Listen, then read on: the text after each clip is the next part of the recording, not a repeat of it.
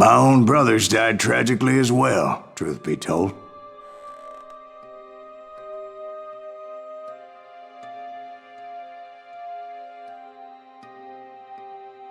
It was 1868, and me and my older brothers were pulling a tidy profit running cattle into Juarez, Mexico. One night after my brothers retired for the evening, I found a little poker game in a cantina with a couple of cowboys. And I just couldn't lose. I even won an old Spanish coin that had to be 100 years old.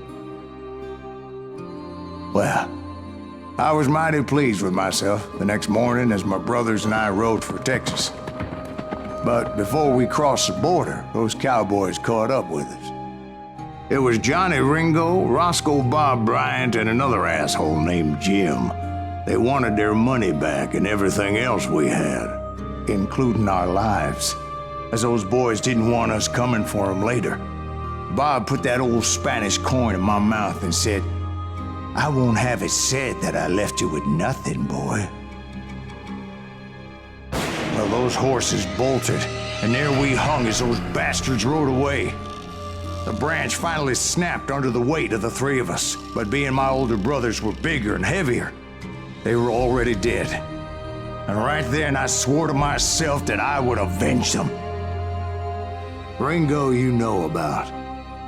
But Bob eluded me, until I heard he was riding with the Wild Bunch.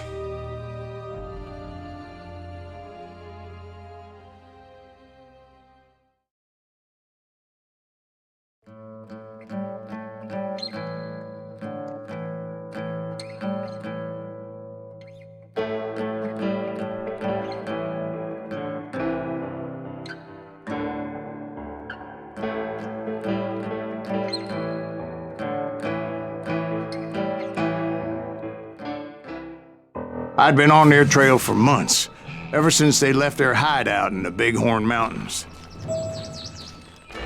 Led by Butch Cassidy, they were a loose association of outlaws who robbed banks and trains from Colorado to Montana. Among them was the Sundance Kid, and that murderous hombre I was tracking, Roscoe Bob Bryant. Were you a part of that giant Pinkerton posse after the Wild Bunch? No, boy. A circus like that would have slowed me down. Besides, I wanted Bryant all to myself. I'd heard about a large shipment of gold being transported to Wilcox, Wyoming on the Overland Flyer. I figured the Wild Bunch would likely hit such a treasure, and by God, I figured right.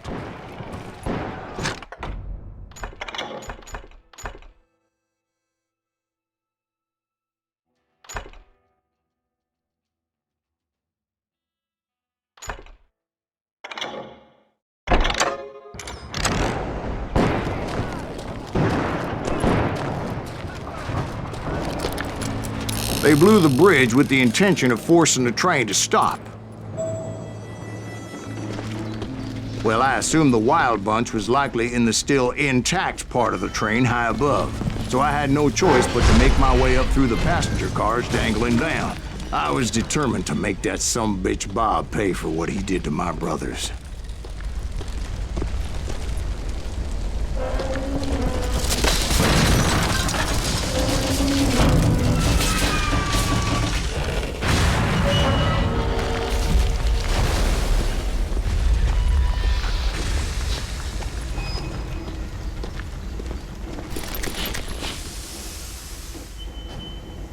I found the device they used to blow the tracks, so I knew I was headed in the right direction.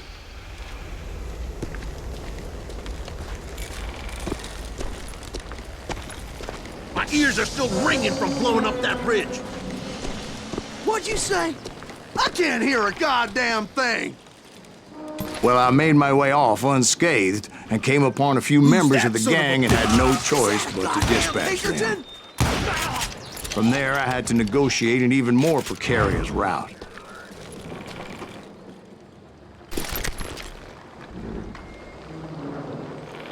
You're dead!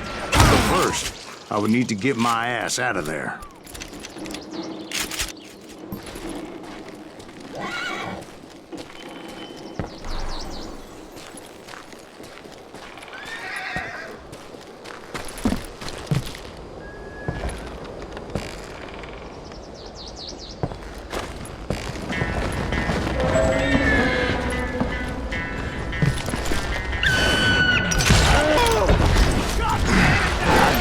the frying pan into the fire as the train was clearly fixing to fall.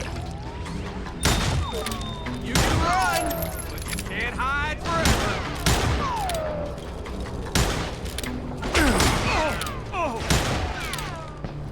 You're done.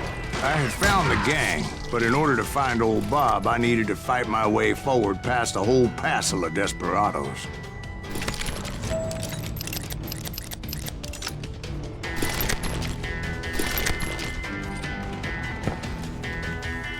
Outside, inside, any way I could, I made my way towards my prey. You've had enough.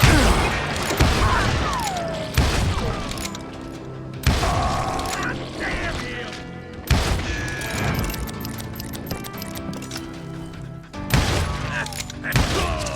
Well, what about the passengers? It was mostly a freight train, as I recall. There were no passengers aboard that day.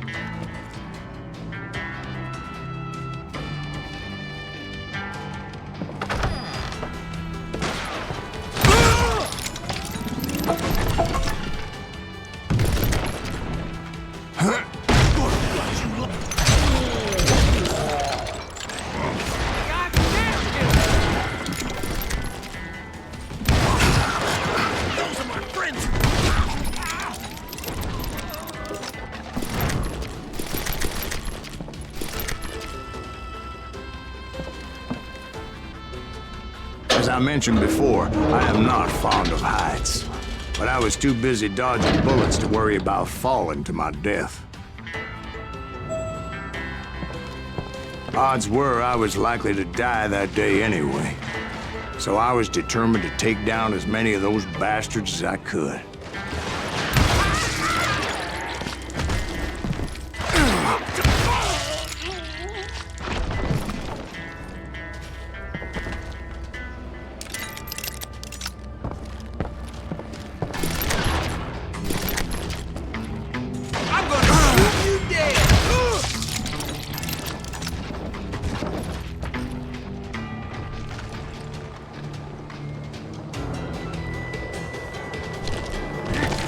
Times it was like shooting ducks in a shooting gallery.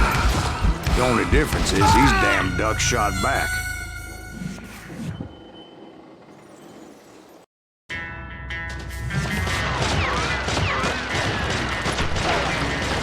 Middle ain't that sucker!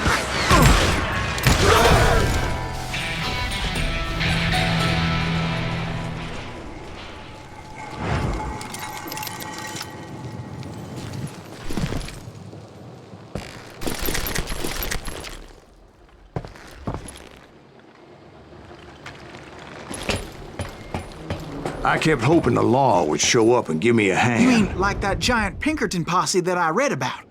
Did they come riding in, guns a-blazing to help?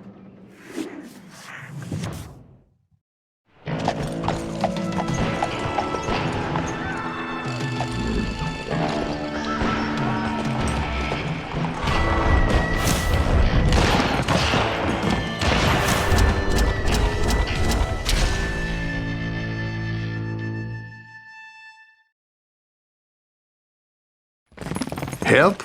From the Pinkertons? No, son. I had to fight the wild bunch all by my lonesome, as usual.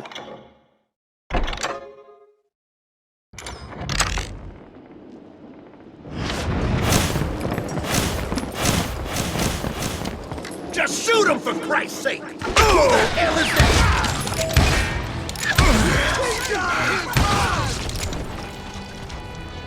Take cover! Retreat! Retreat!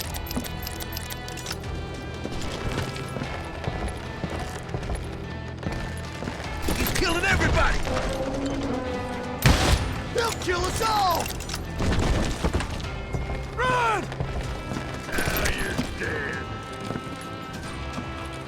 Get the hang of it! You ready for a belly full of buckshot? Just like this and now.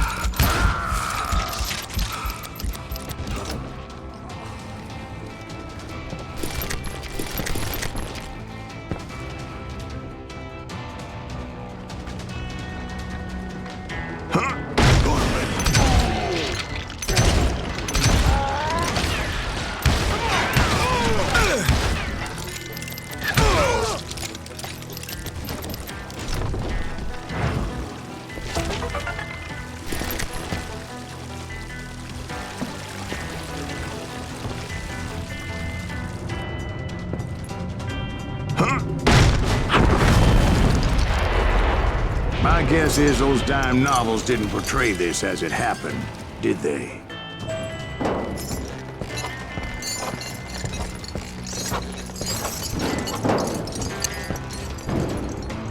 Only a few stragglers were left, and I had to cut them down pronto if I was going to stay on old Bob's trail.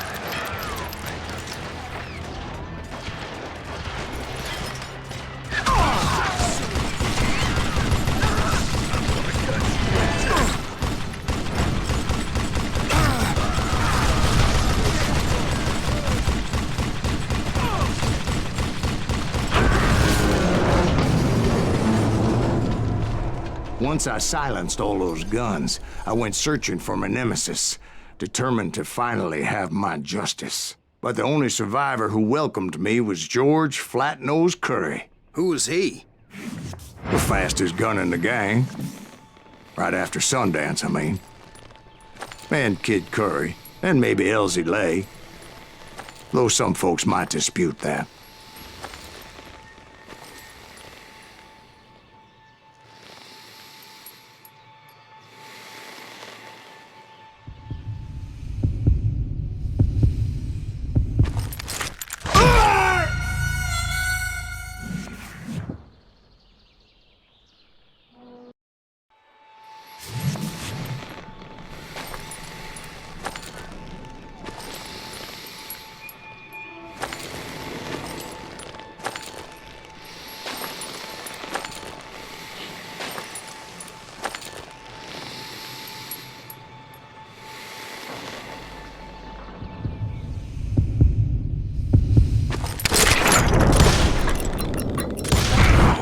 On that very same day, Butch Cassidy and the Sundance Kid decided to leave the Wild Bunch behind and decamped for South America.